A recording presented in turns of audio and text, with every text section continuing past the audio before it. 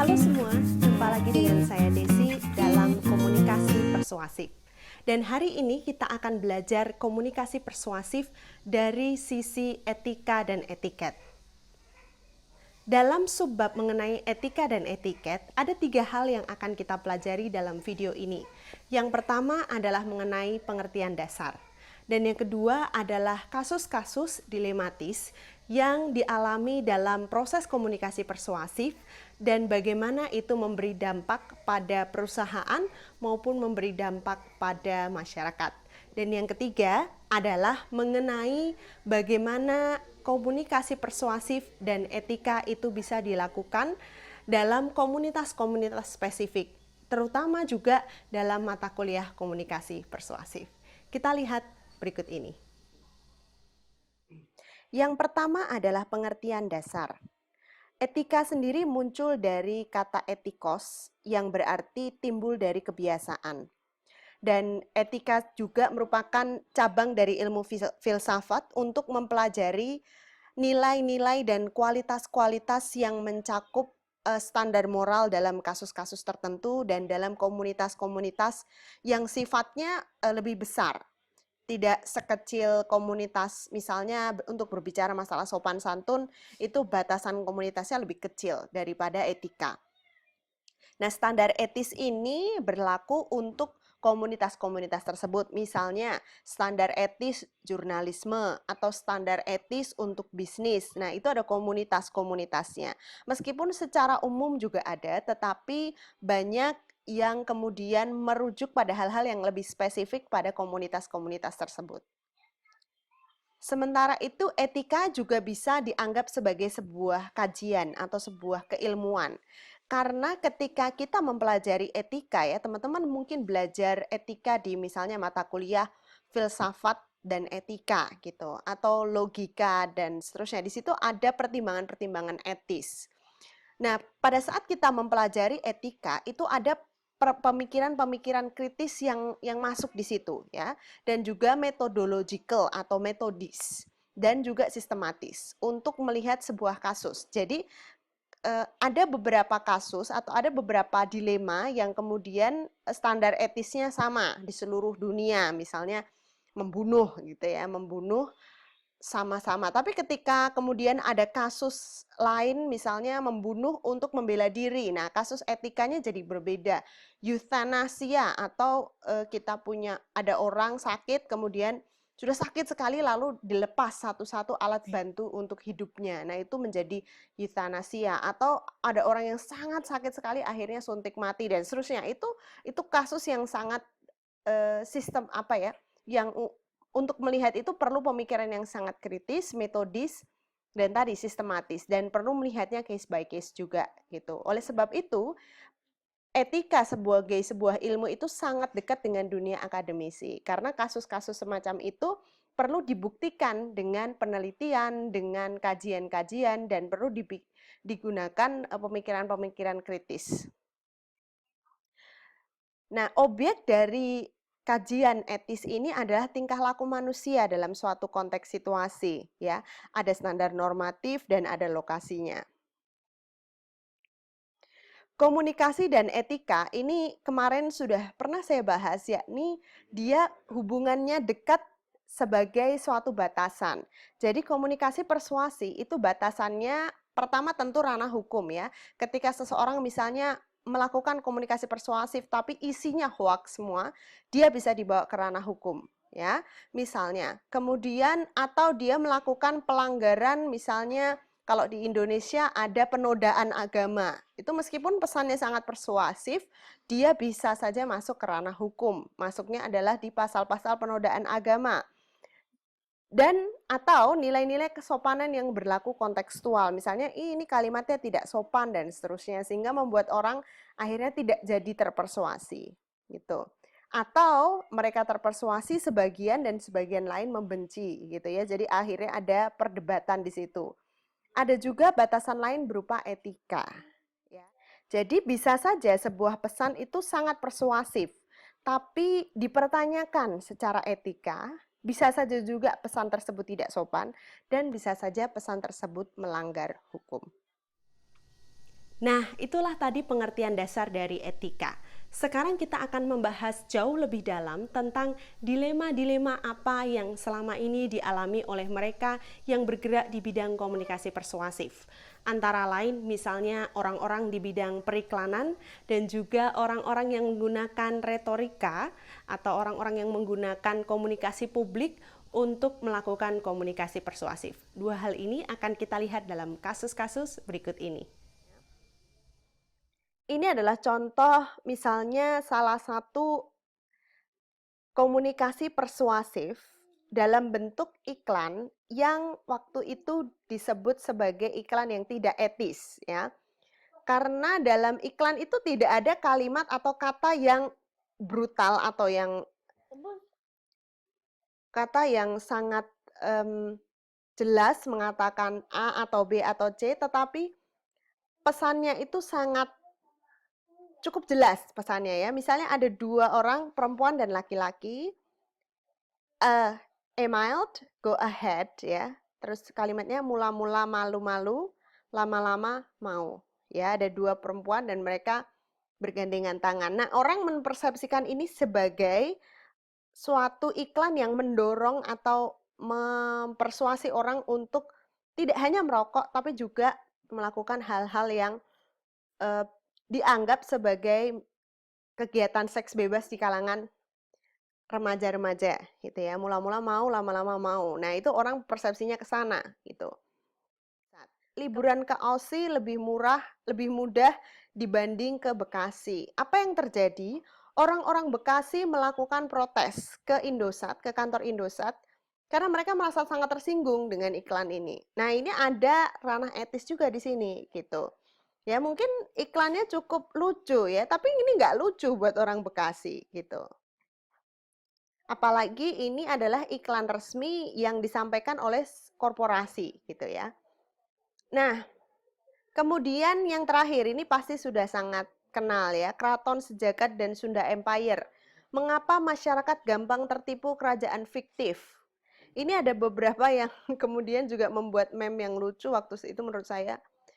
Setelah Sunda Empire dan Keraton Sejagat diruntuhkan, lihat apa yang terjadi pada dunia saat ini gitu ya, terus ada COVID gitu. Nah, ini lucu ya, tapi sebenarnya yang mau saya sorot soal etika itu adalah bagaimana mereka menyampaikan hal-hal yang tidak bisa kita pertanyakan kebenarannya ya, atau tidak bisa kita pastikan kebenarannya. Nah, awal mulanya agak sulit menangkap, tapi kemudian mudah untuk ditangkap setelah mereka mengetahui bahwa Keraton Sejagat dan Sunda Empire itu meminta uang. Nah, di situ baru masuk ranah hukum. Tapi kalau mereka tidak meminta uang, agak sulit untuk menangkap. Gitu. Karena mungkin mereka cuma, ya ini kan kebebasan orang bicara ya gitu. Jadi ranahnya ke etis, kemudian baru masuk ke ranah hukum. Mungkin teman-teman akan melihat berbagai macam kasus lainnya yang bisa teman-teman gunakan untuk pembelajaran soal etika dan etiket. Tetapi setelah ini kita akan belajar lebih jauh tentang etika yang berlaku di komunitas-komunitas komunikasi. Misalnya di komunitas bisnis, komunitas jurnalisme, dan komunikasi secara umum. Yuk kita lihat. Sekarang kita lihat apa sih acuan etis dalam studi ilmu komunikasi. Ada beberapa di sini ya.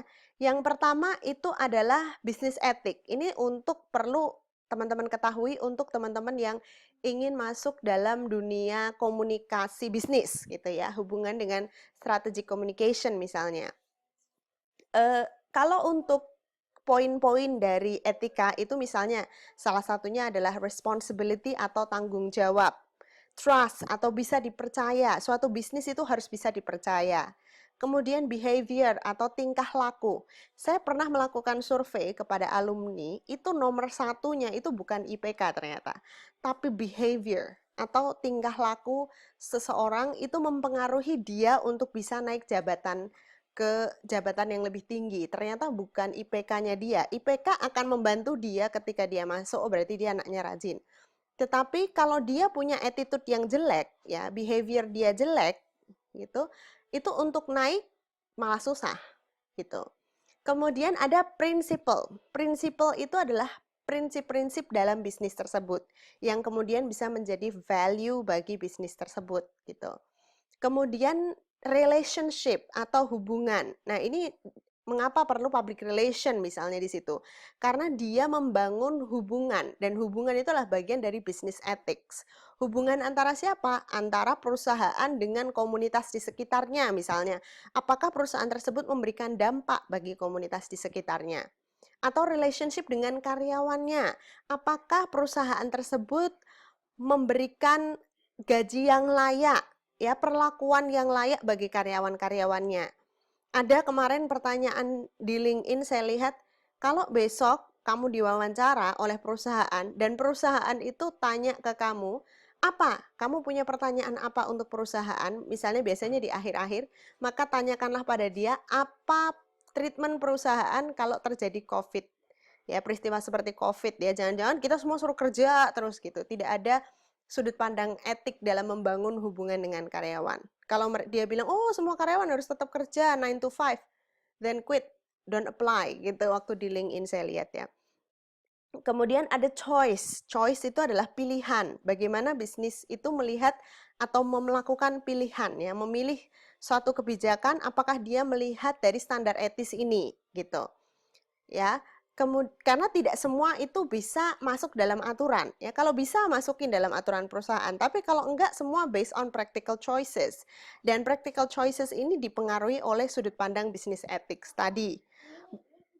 Berikutnya adalah reliability atau bisa dipercaya atau tidak, ya. Dan yang terakhir adalah morality. Bagaimana bisnis tersebut bisa mempunyai standar moral terhadap suatu kasus. Misalnya ada karyawan yang meninggal. Nah, itu apa standar moralitas dari perusahaan terhadap keluarga yang ditinggalkan? Apakah dia punya pesangon? Apakah dia, apalagi kalau meninggalnya pada saat dia melaksanakan pekerjaannya, ya? Oke.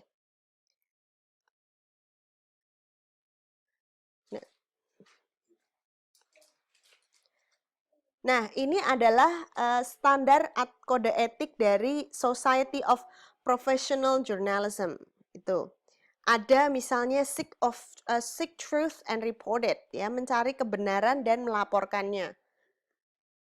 Lalu berikutnya adalah meminimalisir harm atau meminimalisir hal yang buruk terjadi gitu.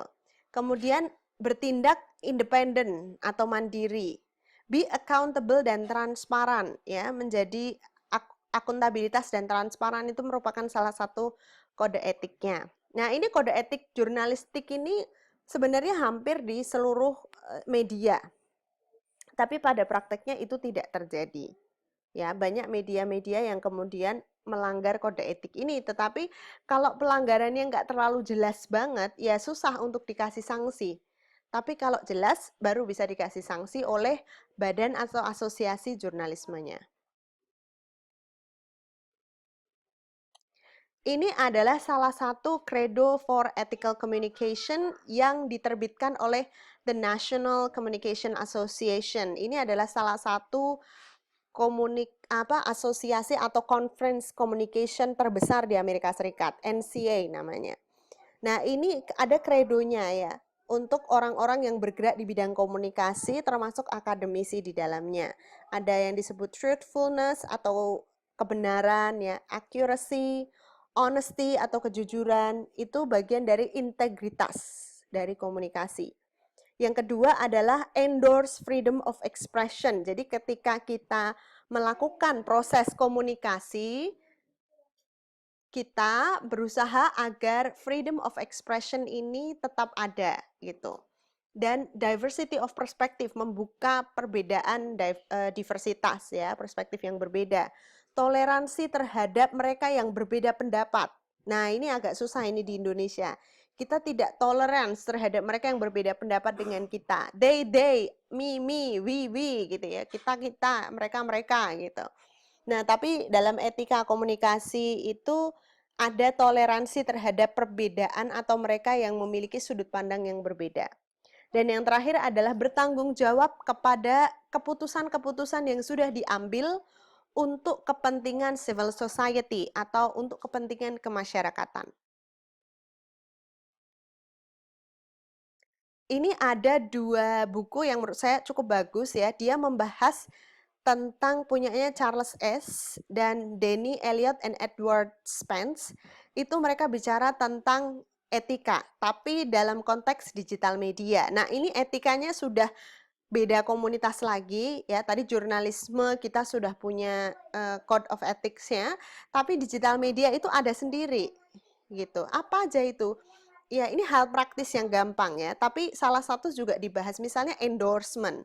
Misalnya Anda, teman-teman ini mungkin nanti suatu saat ada yang menjadi Instagram endorser gitu. Apakah kita akan mengendorse barang-barang yang tidak didaftarkan dalam BPOM misalnya? Atau apakah kita akan, wah pokoknya ambil semua aja barang-barang yang penting kita jual semua, lumayan 1 juta per 1 kali posting misalnya gitu. Tapi kita tidak memikirkan bagaimana dampak dari penjualan barang tersebut. Bisa aja pernah ada kasus selebriti endorser Instagram itu dia dituntut karena dia menjual barang di mana barang tersebut adalah satu palsu dan yang kedua merusak wajah. Jadi ada orang memakai lalu wajahnya rusak, dia tuntut selebriti endorsernya. Termasuk salah satu tuntutannya di selebriti endorser gitu. Nah, dia tanya kepada selebriti itu, apakah kamu memakai produk ini gitu? Karena kamu mempromosikan produk ini dan ternyata itu merusak kulit saya. Ternyata dia tidak memakai produk tersebut. Oke, pengertian dasar dari etiket itu sendiri mungkin kalian pernah dengar kata etiquette gitu ya dari bahasa Perancis, etiquette itu dia sangat dekat dengan yang namanya sopan santun atau tata krama. Meskipun bangsa barat kayaknya kok nggak kita mungkin nggak kepikiran sopan santun mereka tuh seperti apa sih karena kita dari orang timur ya, tapi memang ada gitu dan banyak sekali cuma bentuknya memang berbeda dengan kita. Dan sifatnya itu sangat fisik ya atau bisa kelihatan seperti pemilihan baju. Ya, gaya berjalan, gaya bicara, gaya duduk, konteks pergaulan, konteks audiens gitu. Kemudian kalau kita lihat misalnya royal family. Nah, itu mereka punya standar-standar etika semacam itu ya. Misalnya dari sisi baju ya, kemudian cara berpakaiannya, cara memakai apa sepatu-sepatu apa yang harus dipakai ya. Misalnya harus tertutup jarinya gitu. Kemudian harus ada heelsnya atau kemudian kalau ada pertemuan dengan kepala negara, mereka harus memakai baju apa, dan seterusnya itu ada etiketnya. Nah, di Indonesia sendiri itu ada, ya, ketika kita bicara bisnis. Dan ini sudah di-list oleh Asia Link Business untuk masalah etiket bisnis di Indonesia. Nomor satu, misalnya business card. Ya, kita harus menyediakan banyak business card kalau kita ada dalam dunia bisnis di Indonesia. Dan pada saat kita memperkenalkan, kita memberikan business card kita dengan tangan kanan. Jangan memberikan dengan tangan kiri. Nah, ini etiket levelnya, bukan etika. Ya. Kemudian berikutnya itu pastikan informasi Anda atau pesan Anda itu sudah dimengerti. Ya, karena orang Indonesia itu kalau menurut Asia Link Business itu cenderung untuk tidak bertanya atau ya, iya, iya gitu. Jadi, gitu ya, cenderung dia tidak kemudian mengkritisi, saya nggak ngerti gitu. Mereka jarang untuk mengakui itu kalau menurut Asia Link Business. Dan don'ts-nya adalah jangan mencoba untuk memaksa suatu keputusan. Ya, karena ketika kita memaksa suatu keputusan malah justru akan menimbulkan efek yang kurang baik dalam proses negosiasinya. Lalu cobalah gunakan baju batik. Nah, ini etiket. Ya, karena kalau Anda pakai long sleeve batik, ya, batik baju batik itu akan menunjukkan bagaimana Anda itu sangat terbuka dengan kebudayaan Indonesia dan Anda dianggap sebagai orang luar yang menghormati budaya Indonesia. Ya. Jadi cobalah untuk tidak menggunakan sleeveless atau you can see kalau dalam bahasa Indonesia ketika kita melakukan aktivitas bisnis di Indonesia. Berikutnya yang keempat, ini menurut Asia Link bahwa kita atau orang luar itu harus paham soal jam karet. ya, atau rubber time. Karena kadang-kadang orang Indonesia ini telat ya menurut mereka, dan ini adalah sesuatu yang sebenarnya biasa gitu. Nah, tapi don'ts-nya adalah jangan minum alkohol dan jangan makan pork kalau ada jamuan bisnis, misalnya gitu. Kemudian kalau misalnya disajikan kopi dan teh, itu selalu menunggu untuk yang punya atau yang hostnya atau yang menyediakan kopi teh untuk minum duluan. Jadi jangan minum kalau belum disuruh minum, gitu. Kemudian don'ts-nya adalah jangan point finger dengan index finger ya atau jari telunjuk. Itu menunjukkan kurang sopan. Lebih baik dengan jempol. Nah, dalam komunikasi persuasi, kita perlu memperhatikan etika dari sisi isi dan penyampaiannya. Tetapi dari sisi konteks berbicaranya atau konteks proses komunikasinya, kita perlu gunakan etiket. Misalnya, sesuaikan bajunya, sesuaikan cara duduknya, sesuaikan cara pemanggilannya. Oke, demikian akhir dari video ini. Setidaknya teman-teman hari ini sudah belajar tentang 3 hal dalam etika. Yang pertama mengenai dasar-dasar dan pengertiannya, yang kedua mengenai dilema, dan yang ketiga adalah mengenai komunitas-komunitas dan kode etik yang berlaku di sekitarnya. Sekarang silahkan jika teman-teman tertarik untuk memberikan komentar, bisa komentar di bawah ini, dan juga jangan lupa untuk selalu subscribe dan tekan loncengnya supaya bisa mengikuti update dari mata kuliah ini. Terima kasih dan sampai jumpa.